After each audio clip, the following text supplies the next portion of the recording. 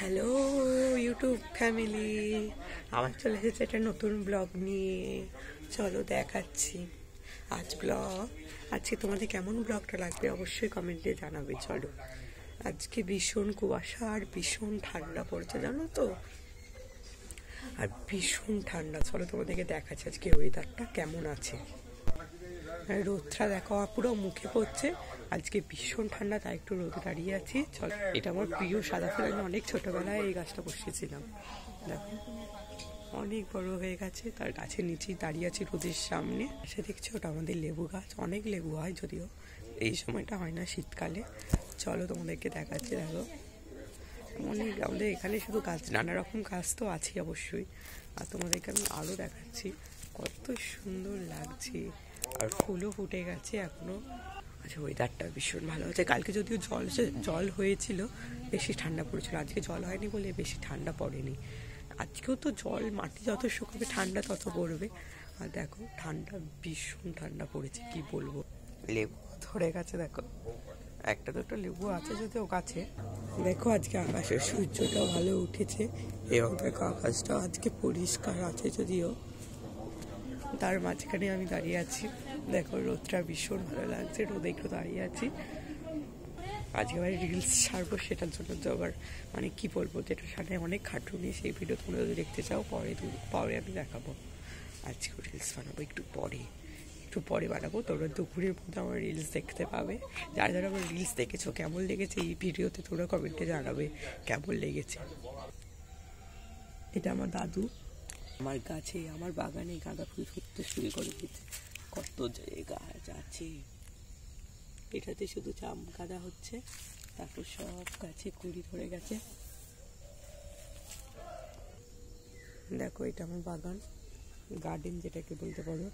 এখানে আমি নানা রকম গাছ বসিয়েছি, তোমাদের কেমন লাগবে অবশ্যই বলবে। এটা আমাদের উঠোনের বাগান, শুধুমাত্র এই বড় এই যে জবা ফুলের গাছটাই মাত্র আছে। আর খুব রোদ, আমাদের এখানটা কলতলা, বেশি ভালো নয় আমাদের ঘর দুয়ার। দেখো এটা আমাদের মাঠ, মানে রান্না করার ঘর। আমাদের ঘর দুয়ার অত ভালো নয়। আর এইটা হলো আমাদের ঘর। দেখতে পাচ্ছ আমাদের ঘর দুয়ার অত ভালো নয় যদিও, তাও যদি তোমাদের ভালো লেগে থাকে কমেন্টে জানাবে। এটা আমাদের মন্দির, আমাদের উঠোনের মধ্যে মন্দির স্থাপিত করেছি।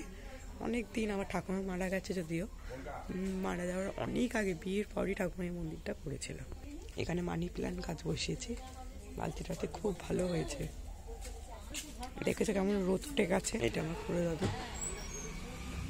শীতে খুব ঠান্ডা বলে তার জন্য এরকম করছে। এটা আমার দাদুর ঘর, যেটা দেখতে পাচ্ছ, ওটা আমার দাদু শোয়। দেখতেই পাচ্ছ, কেমন লাগছে অবশ্যই বলবে। এখন একটু পড়ে নিচ্ছি, লেখা হচ্ছে কোনো।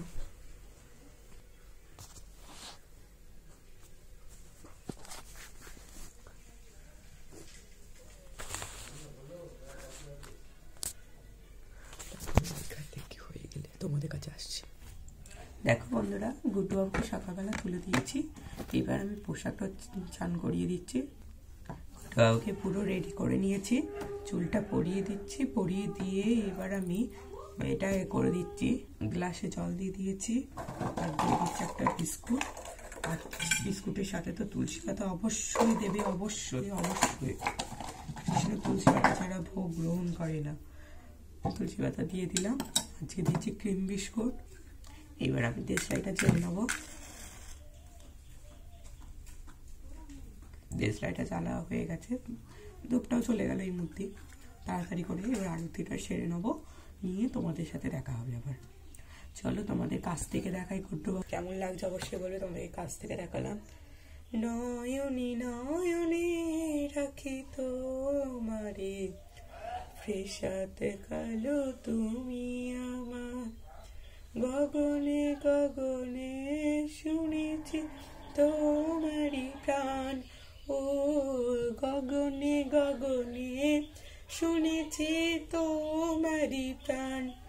কৃষ্ণ কৃষ্ণ কৃষ্ণ কৃষ্ণ মিঠাই সন্দেশে রাখি তোমারে, প্রসাদ কালো তুমি আমার, চলো এবার ময়ূরগুচ্ছ দিয়ে আমি গোপালকে করে নিই, আরতি করে নিই।